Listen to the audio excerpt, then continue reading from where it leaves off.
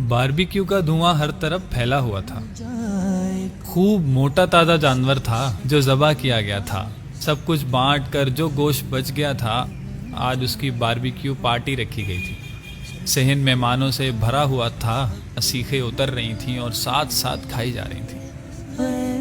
हंसी के कहकहों में कान पड़ी आवाज़ सुनना मुश्किल हो रहा था। इस दौरान उसे एक कॉल आती है जिसे सुनने के लिए वो कोने में दीवार की तरफ चल पड़ता है। कॉल सुनकर वापस पलट ही रहा होता है कि उसके कान में एक आवाज़ पड़ती है, अब्बू, लोग तो सीखे बना रहे हैं और हमने अभी तक गोश्त चखा भी नहीं। आपने तो कहा था कि इस ईद पर हम गोश्त ज़रूर खाएंगे।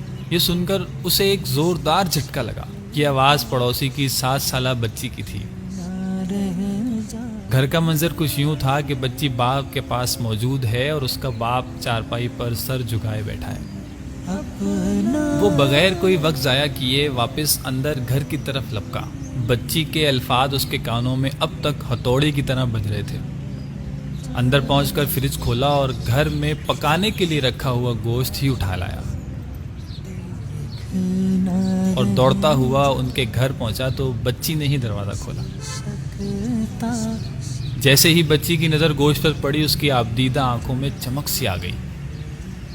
बच्ची की ये हालत देखकर उसके वालिद के भी आंसू निकल आए। हाथ उठाकर दुआ देने लगा, अल्लाह आपको खुश रखे, इस जहान में भी और उस जहान में भी, और ज़िंदगी भर किसी का मोहताज ना करे।